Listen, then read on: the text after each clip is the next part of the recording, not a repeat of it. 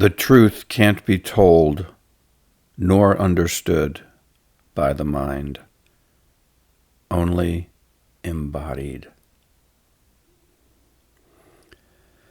This is a difficult concept for Western civilization, and especially Western intellectuals, because, again, a lot of what I talk about is the water that we swim in, which is the most pervasive elements in our experience, in our ways of thinking about the world and ourselves, life, God, death, meaning. If we're approaching these questions from a fundamentally flawed base or foundation, we'll never get anywhere. And it's also very hard to see that everything we're doing is coming out of that flawed foundation. So again, the fish in water, fish don't realize they're in water. Why aren't any of our philosophers painters or musicians? Both paintings and music convey meaning and information of a kind. Could we not say that a Jimi Hendrix guitar solo is our philosophy? Or Bach's Brandenburg Concerto? Or Van Gogh's Lilies? Philosophy means love of wisdom. Literally, philosophy is about the biggest questions. Why do we assume philosophy must come in the form of words? And why do we assume truth must come in the form of words? Words are linear. Western intellectual culture is linear. Math, logic, words, sentences. What makes us think that this is the way to approach the deepest truths?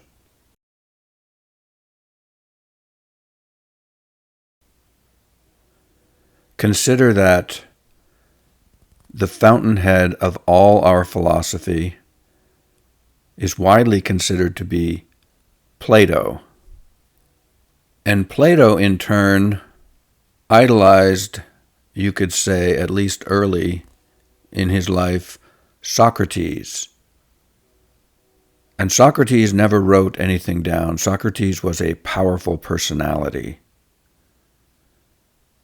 He chose to die rather than be banished. He lived according to principles. He taught freely. He had conversations with everybody. He was a powerful personality, a powerful person. He embodied something. He embodied some form of integrity, curiosity, openness, fierceness about wanting to know truth. And Plato didn't even try to really systematize any philosophy. He wrote in dialogues. Western philosophy was born with Plato and has sort of emanated out from Plato. And ever since, we assume that words were the way to get at truth.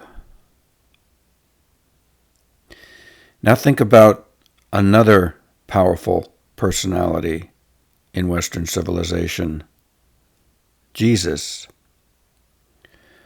Jesus never wrote down anything that we're aware of. He did not seem to emphasize the importance of words. He told stories and parables, yes, but those aren't logic systems. Those are attempts to gesture at things beyond words. Jesus was, above all, an emanation of something powerful, a channeling, if you will, an embodiment. I write about this in an essay of mine called Christ Was No Christian, And I write about this also in an essay in a book of mine called Of Geometry and Jesus, if you'd like to delve into this a little more. Tribal, non-Western cultures are often more in touch with this, where there isn't systematized linear philosophy, so to speak. There are instead myths, and there's ways of knowing that have to do more with doing. So there's less talking and more doing. The knowing is integrated with the doing. The truth is integrated into the whole personality. Eastern wisdom has kept this idea alive and vital. It's what Zen is about. Zen is famously allergic to words.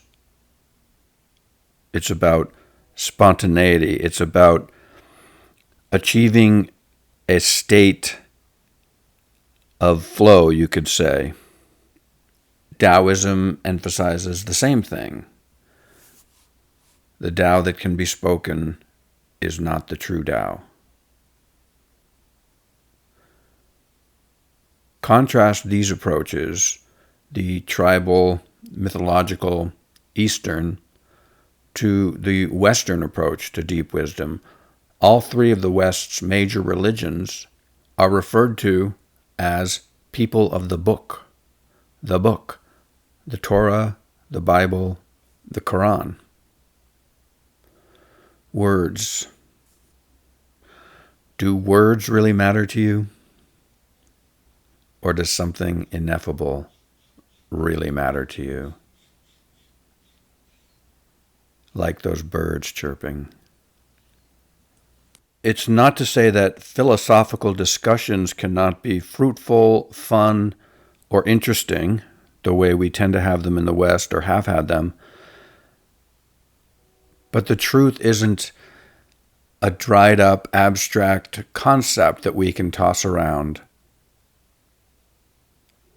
It's lived and embodied vitally by humans, and it shines, and it bears fruit.